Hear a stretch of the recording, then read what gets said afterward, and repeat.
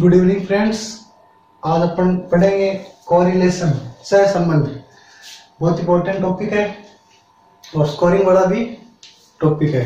देखो दोस्तों, कोरिलेशन होता है सहसंबंध, यानी दो वेरिएंस जो दिए हुए हैं उनके बीच के संबंध को व्यक्त करना ही क्या है, सहसंबंध है। दो वेरिएंस जैसे x दिया हो या y दिया हो, उन दोनों के बीच के संबंध को ज्ञात करना ही क्या है, सहसंबंध है। या फिर अपन इसको ऐसे समझ सकते हैं कि दो वेरिएंस, जैसे कोई भी वेरिएंस मान लीजिए आप, जैसे ये मान लेते हैं कि ये फसल जो है अपनी, वो वर्षा की मात्रा पर निर्भर करती है कि वर्षा यदि अच्छी हुई है तो फसल भी अच्छी होगी, और यदि वर्षा कम हुई है या नहीं हुई है तो फसल नहीं होगी। तो ये वेरिएंस हो गए, दो चर हो गए। देखो, एक तो वर्षा हो गई और एक हो गया फसल। इन दोनों के बीच के जो संबंध है उसको मेजरमेंट करना ही क्या है, कोरिलेशन है। अब ये कोरिलेशन क्या धनात्मक भी हो सकता है और ऋणात्मक भी हो सकता है। धनात्मक तो ऐसे हो सकता है कि यदि वर्षा अच्छी हुई तो क्या होगा, फसल भी अच्छी होगी, तो ये तो हो गया धनात्मक सहसंबंध। और वर्षा बहुत ज्यादा हो गई यानी अतिवृष्टि हो गई, बाढ़ की स्थिति बन गई, तो फिर क्या होगा, फसल होगी नहीं, या फसल जो है वो खराब हो जाएगी, यानी अपना प्रोडक्शन है वो डाउन हो जाएगा या प्रोडक्शन शून्य हो जाएगा। तो धनात्मक सहसंबंध भी हो सकता है, ऋणात्मक सहसंबंध भी हो सकता है। तो अपन शुरुआत करते हैं सहसंबंध की। सबसे पहले अपन परिभाषा देखेंगे। दो परिभाषाएं अपने को याद करनी है और जो बार बार मतलब एग्जाम में पूछ भी ली जाती है कि ये परिभाषा सहसंबंध की किसके द्वारा दी गई है। देखो, फर्स्ट जो परिभाषा दी गई है वो कॉर्नर के शब्दों में दी गई है। कॉर्नर आपको याद करना है एग्जिट, कि जब दो या दो से अधिक राशियों में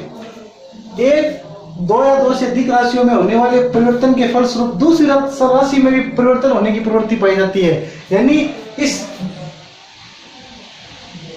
इसमें यदि वर्षा में परिवर्तन होता है तो फसल में भी क्या होगा, फसल के प्रोडक्शन में भी क्या होगा, परिवर्तन होगा। ये परिभाषा दी थी कॉर्नर के शब्दों में।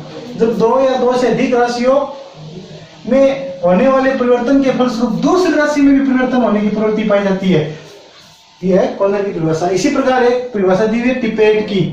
टिपेट ने परिभाषा दी है कि सहसंबंध का प्रभाव हमारी भविष्यवाणी की अनिश्चितता के विस्तार को कम करता है। तो ये अपन को एग्जाम में इस प्रकार पूछा जा सकता है कि अनसर्टेनिटी ऑफ आवर प्रेडिक्शन, ये परिभाषा किसके द्वारा दी गई थी, ये परिभाषा दी गई थी टिपेट के द्वारा।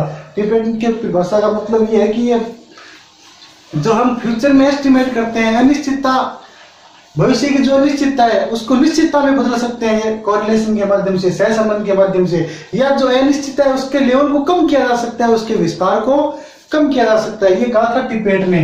फिर एक परिभाषा और दी गई है किंग के अनुसार। देखो, किंग ने क्या परिभाषा दी है, दो चर मूल्य सदा एक दिशा में या विपरीत दिशा में घटने या बढ़ने की प्रवृत्ति रखते हैं। देखो, दो वेरिएबल है या वेरिएबल है, वो क्या है कि एक दिशा में भी बढ़ सकते हैं और विपरीत दिशा में भी बढ़ सकते हैं। इस परिभाषा को अपन आगे समझेंगे। सहसंबंध के जो प्रकार है ना, उसमें समझेंगे कि एक दिशा में कैसे फ्लक्चुएट करते हैं और विपरीत दिशा में कैसे फ्लक्चुएट करते हैं। तो ये हो गई तीन परिभाषाएं, आपको याद करनी है, कॉर्नर की, टिपेट की और किंग की। अब अपन आगे चलते हैं। नेक्स्ट अपना है दो समकों में साथ साथ परिवर्तन होने की प्रवृत्ति। यानी दो ये वेरिएंस है, एक तो वर्षा है, एक फसल है, इनमें साथ जो बदलने की जो प्रवृत्ति है उसको क्या कहते हैं, उसको बोलते हैं कोवेरिएंस, सहविचरण। तो ये एग्जाम के प्रोस्पेक्ट से बहुत अच्छा क्वेश्चन है कि दो समकों में साथ साथ परिवर्तन होने की प्रवृत्ति को क्या कहते हैं। तो आपको याद रखना है, कोवेरिएंस बोलते हैं सहविचरण, यानी एक साथ परिवर्तन, एक साथ बदलाव, कोवेरिएंस। अब अपन बात कर लेते हैं सहसंबंध की हिस्ट्री के बारे में कि भी सहसंबंध क्या है। एग्जाम के प्रोस्पेक्ट से अपन देखेंगे क्या क्या इंपॉर्टेंट है। तो देखो दोस्तों, सहसंबंध का प्रतिपादन सबसे सर्वप्रथम किया गया था ब्रावे द्वारा। आपको याद करना है, एग्जिट सहसंबंध का प्रतिपादन किया गया था ब्रावे के द्वारा। अब अपन पता करते हैं ब्रावे का प्रोफेशन, यानी इनका पेशा क्या था। तो ब्रावे का पेशा था खगोल शास्त्री। ये खगोल शास्त्री थे ब्रावे, और ये किस देश से रिलेटेड संबंधित थे, ये फ्रांस देश से थे। तो सहसंबंध के बारे में फर्स्ट क्वेश्चन ये हो गया है कि सहसंबंध का प्रतिपादन किसने किया था। तो सहसंबंध का प्रतिपादन किया था ब्रावे ने।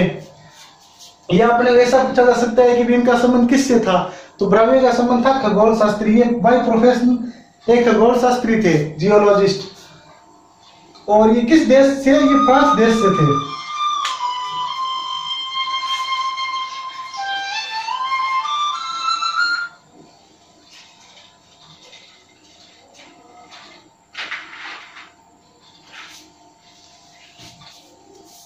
हाँ नेक्स्ट चलते हैं। अब 2 नंबर जो क्वेश्चन है सहसंबंध के बारे में वो ये है कि इस सहसंबंध को विकसित करने व आधुनिक रूप देने का श्रेय किसको दिया जाता है। देखो इसका प्रतिपादन किया गया था ब्रावे के द्वारा। यदि ऐसा पूछा जाए कि सहसंबंध का प्रतिपादन किसके द्वारा किया गया था, तब तो होगा अपना ब्रावे। और ये पूछा जाए कि सहसंबंध को विकसित करने व इसको आधुनिक रूप देने का श्रेय किसको दिया जाता है, तो ये 2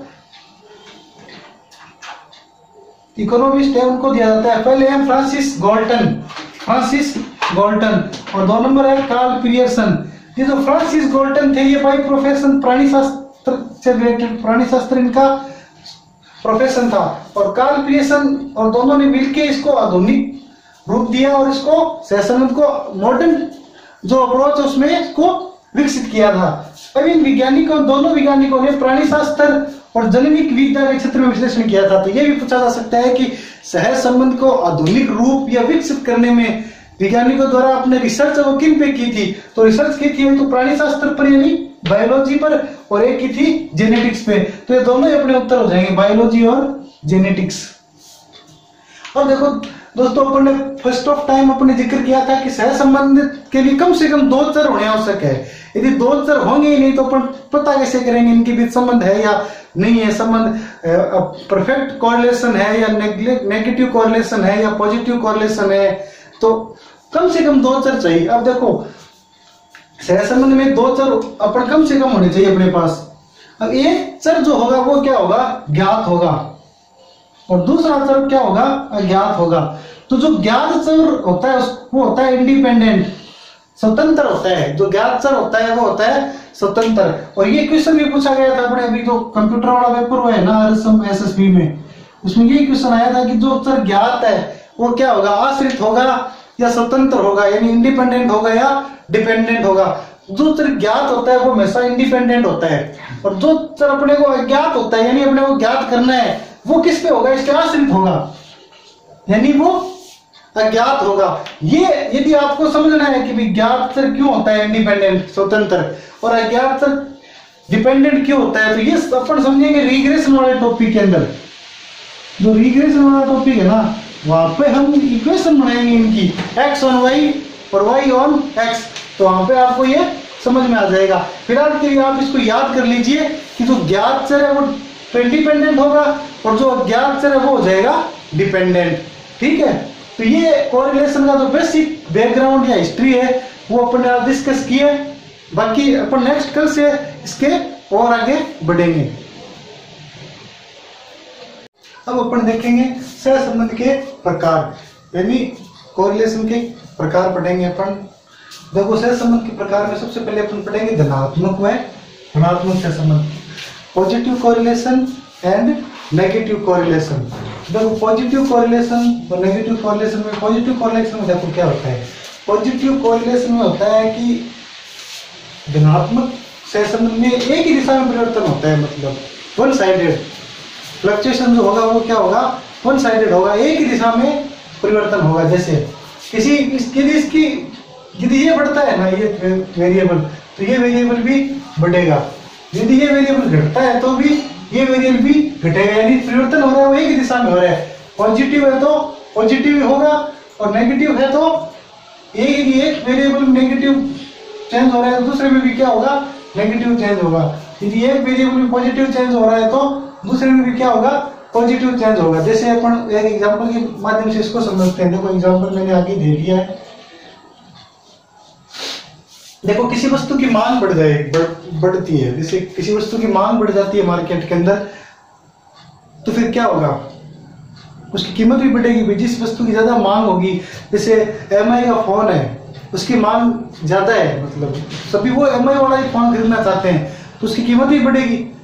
जिस वस्तु की ज्यादा डिमांड होगी तो उसकी कीमत भी वो अपने हिसाब से पूरी लेगा, ज्यादा कीमत वसूल करने की कोशिश करेगा।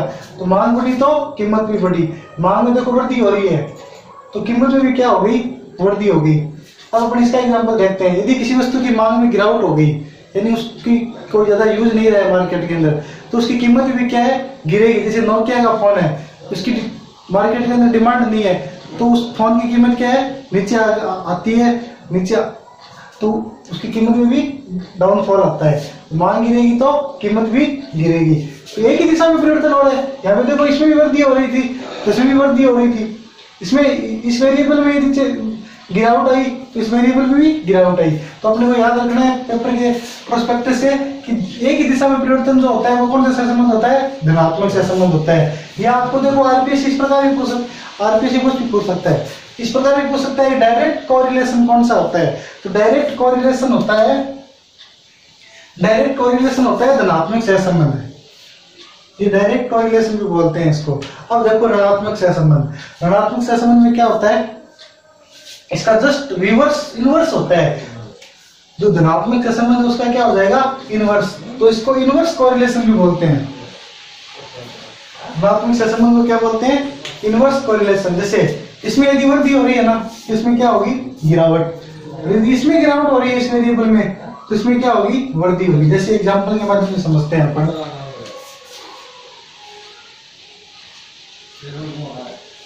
एग्जांपल देखो, यदि किसी वस्तु की पूर्ति बढ़ जाती है, यानी मार्केट के अंदर उसकी बहुत ज्यादा पूर्ति हो गई, यानी बहुत ज्यादा सप्लाई हो गई, तो फिर क्या होगा, सप्लाई होगी तो क्या होगी, उसकी कीमत गिर जाएगी। जैसे दाल है, दाल यदि मार्केट में बहुत ज्यादा प्रोडक्शन हो गया और बहुत ज्यादा मार्केट में अवेलेबल है, तो दालों की कीमत में क्या आ जाएगी, गिरावट आ जाएगी। दाल क्या में अपेक्षा क्या मिलेगी, सस्ती मिलेगी। और इसका यदि रिवर्स करके देखें अपन, जैसे दालों की मतलब कालाबाजारी होने लगी या स्टॉक की प्रथा स्टार्ट हो गई, लोग क्या स्टॉक करने लग गए दाल का, तो फिर क्या होगी, दाल की पूर्ति नहीं रहेगी मार्केट के अंदर, पूर्ति क्या हो जाएगी, कम हो जाएगी या बाधित हो जाएगी।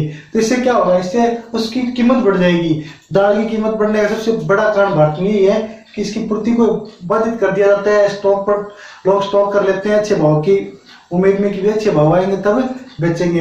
कालाबाजारी होती है तो इससे क्या हो जाती है, कीमत में वृद्धि हो जाती है। तो इसमें एक में वृद्धि होगी तो दूसरे में गिरावट होगी। यदि एक वेरिएबल में गिरावट हुई है तो दूसरे में वृद्धि होगी। तो इसको बोलते हैं इनवर्स कोरिलेशन।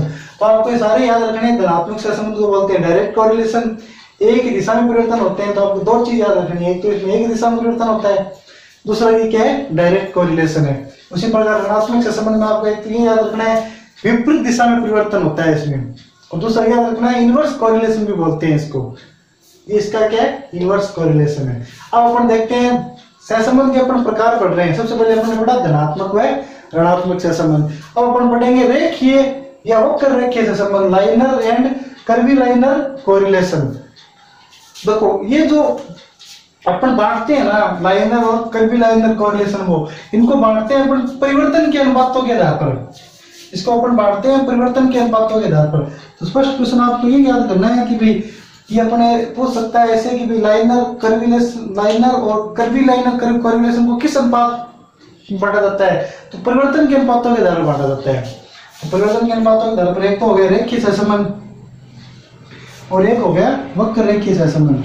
रेखीय सहसंबंध क्या होता है दोस्तों, वक्र रेखीय सहसंबंध वह होता है जिसमें जो फ्लक्चुएशन है या जो वेरिएबल जो चेंज हो रहे हैं उनकी दर वो कांस्टेंट है, यानी स्थिर है। जैसे जब दो चर मूल्यों में परिवर्तन अनुपात यदि स्थायी है ना, मतलब जो फ्लक्चुएशन जो स्केल है, फ्लक्चुएशन जो रेशियो है वो क्या स्थायी हो, यानी कांस्टेंट हो।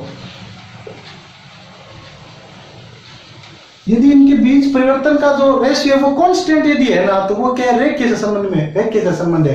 नहीं समझ में आया ना, चलो एक एग्जांपल ले लेते हैं, फिर आपको बड़े अच्छे तरीके से समझ में आ जाएगा। देखो एग्जांपल ये है कि मुद्रा की पूर्ति में 10% वृद्धि हो जाती है। मुद्रा की पूर्ति में 10% वृद्धि हो जाती है, तो कीमत में क्या हो गई, 50% वृद्धि हो गई। ये क्या है, कांस्टेंट है। ये क्या है, कांस्टेंट है, यानी स्थिर है। मुद्रा की पूर्ति में 10% वृद्धि होती है तो कीमत में कितनी वृद्धि हो जाएगी, 50%। तो ये किसका इंडिकेशन है, किसकी प्रॉपर्टी है, ये प्रॉपर्टी है रेखीय सहसंबंध की। रेखीय सहसंबंध का प्रॉपर्टी यही तो है कि जब दो चर मूल्यों में परिवर्तन का जो अनुपात है वो क्या होना चाहिए, स्थायी होना चाहिए, कांस्टेंट होना चाहिए। ये प्रॉपर्टी आपको याद रखनी है, डायरेक्ट क्वेश्चन आते हैं कई बार। अब देखो 2 नंबर इसकी प्रॉपर्टी क्या है, रेखीय सहसंबंध वाले चर मूल्यों को बिंदु रेखा पर प्रांकित करने पर एक सरल रेखा बनती है। देखो जिसको मैंने राउंड किया है ना दोस्तों, वो क्या इंपॉर्टेंट है अपने एग्जाम के प्रोस्पेक्टस से, कि रेखीय सहसंबंध वाले चर मूल्यों को यदि अपन ग्राफ पे अंकित करते हैं तो एक सीधी लाइन बन जाती है, एक सरल रेखा बन जाती है। ये भी इंपॉर्टेंट है। तीसरा देखा है इसका यूज, रेखीय सहसंबंध का कहाँ यूज होता है, भौतिक विज्ञान में, पूर्ण विज्ञान में इसका यूज किया जाता है। तीसरा क्वेश्चन इस प्रकार बन सकता है कि रेखीय सहसंबंध का प्रयोग किसमें किया जाता है, भौतिक विज्ञान व पूर्ण विज्ञान में। अब अपन देखते हैं वक्र रेखीय सहसंबंध। देखो इसमें क्या था, परिवर्तन का अनुपात क्या था, स्थायी था। तो वक्र रेखीय सहसंबंध में क्या हो जाएगा, परिवर्तन का अनुपात वो स्थिर हो जाएगा, यानी वेरिएबल हो जाएगा। नहीं समझ में आया, इसका भी एग्जांपल देख लेते हैं। जैसे मुद्रा की पूर्ति में 10% वृद्धि हो जाती है, मुद्रा की पूर्ति में 10% वृद्धि हो जाती है, तो कीमत में 5% भी वृद्धि हो सकती है, 10% भी वृद्धि हो सकती है और 15% भी वृद्धि हो सकती है, कोई फिक्स नहीं है, यानी ये वेरिएबल है, कांस्टेंट नहीं है। तो ये किसकी प्रॉपर्टी है, ये प्रॉपर्टी है कर्वी लाइनर की, वक्र रेखीय की, क्योंकि इसमें क्या है, जो अनुपात है वो स्थायी नहीं है, बदलता रह रहा है। उसमें कोई श्योरिटी नहीं है कि मुद्रा की पूर्ति में 10% वृद्धि होती है तो कीमत में 5% की भी वृद्धि हो सकती है, 10% की भी वृद्धि हो सकती है और 15% की भी वृद्धि हो सकती है। प्रॉपर्टी नंबर 2 देखिए, रेखा चित्र पर प्रांकित करने पर यहाँ पे सरल रेखा बनती है, यहाँ पर क्या बन रही है, वक्र रेखा बन रही है, यानी कर्व बनेगा एक। ये भी आपको याद रखना है। यूज देखो, इसका सामाजिक और आर्थिक क्षेत्र में यूज किया जाता है। तो ये अपन ने आज पर अभी अपना कंप्लीट नहीं हुआ है। सहसंबंध का प्रकार अभी धनात्मक सहसंबंध हुआ है, ऋणात्मक सहसंबंध हुआ है, रेखीय वक्र रेखीय सहसंबंध हुआ है। अपन आगे बढ़ेंगे, इसके 2-3 प्रकार और है, वो भी अपन डिस्कस करेंगे नेक्स्ट वीडियो में। ठीक है, धन्यवाद।